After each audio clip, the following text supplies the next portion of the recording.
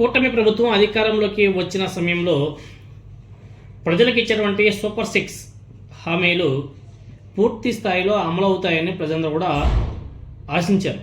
ఎందుకంటే కూటమి పార్టీలు టీడీపీ, జనసేన, బీజేపీ స్టేట్లను ఎన్డీఏ ప్రభుత్వం, సెంట్రల్లో కూడా ఎన్డీఏ ప్రభుత్వం, చంద్రబాబు నాయుడు గారు సీనియర్ రాజకీయ నాయకుడు, పవన్ కళ్యాణ్తో జత కలిశాడు.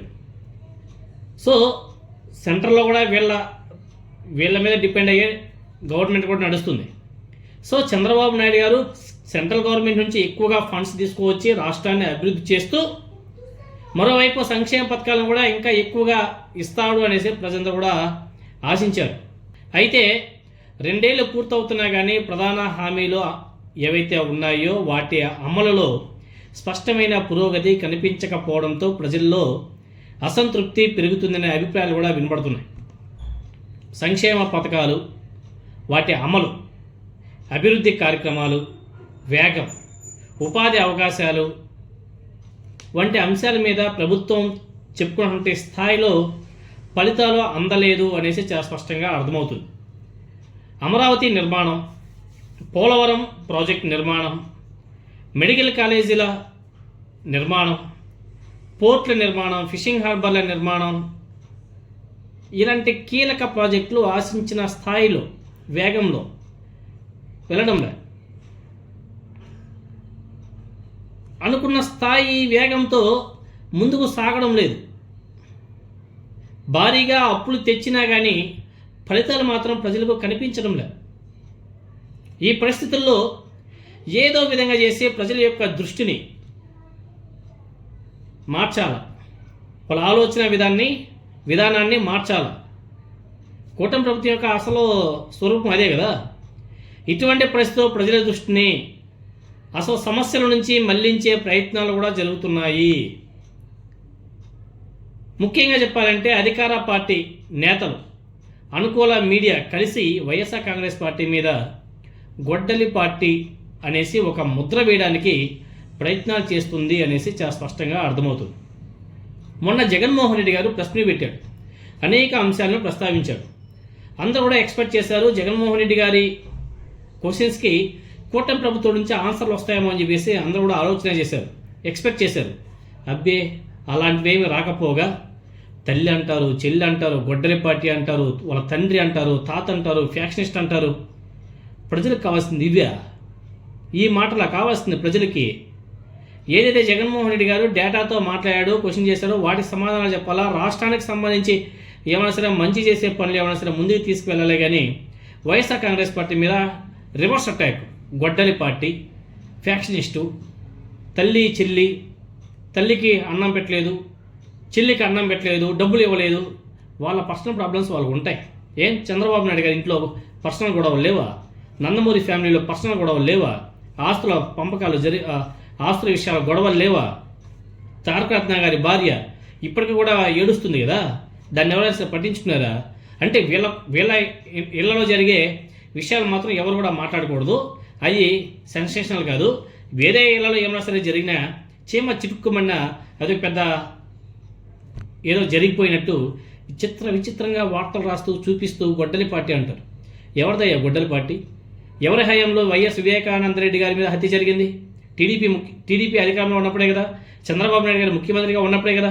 మరి ఆయన ఉన్నప్పుడు దాని మీద ఒక సిబిఐ ఇన్వెస్టిగేషన్ ఇస్తే ఇమ్మీడియట్గా చేసిన వాళ్ళని అరెస్ట్ చేయొచ్చు కదా.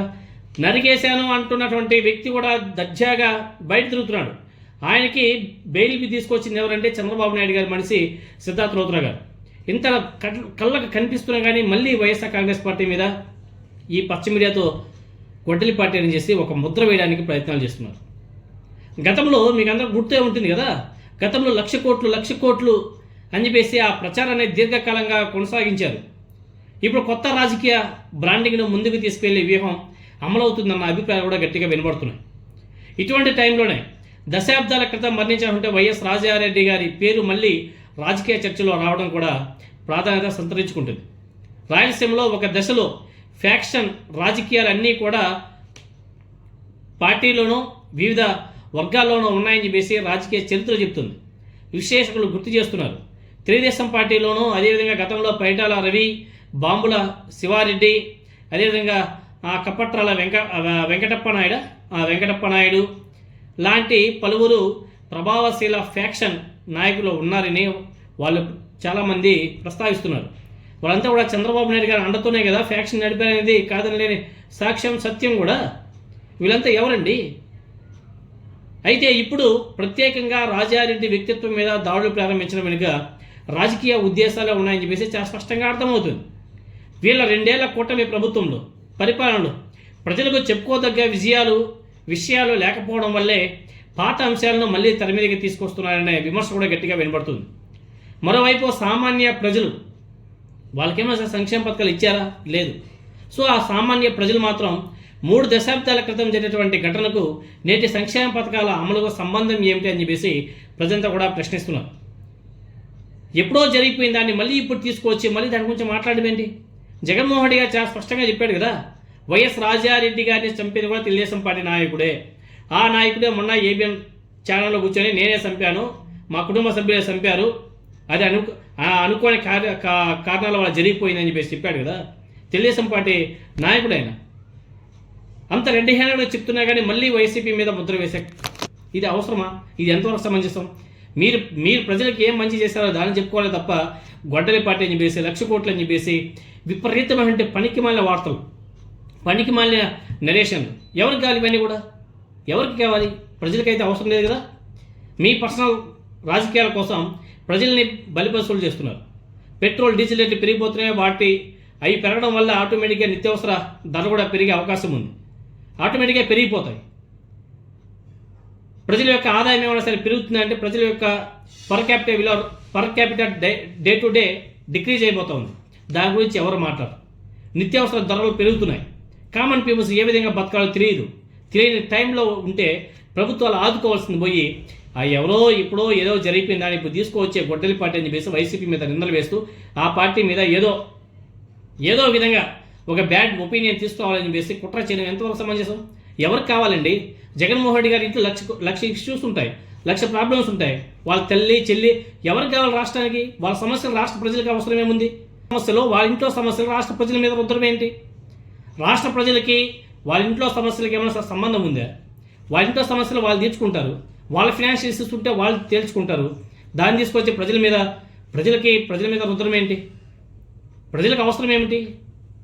ఏ రాజకీయ నాయకులు అయితే ప్రజలకు మంచి చేస్తారో వాళ్ళ గురించి ప్రజలు ఆలోచన చేస్తారు తప్ప ఇలాంటి పర్సనల్ విషయాల్లో ప్రజలు ఎప్పుడు కూడా ఆలోచన చేయరు.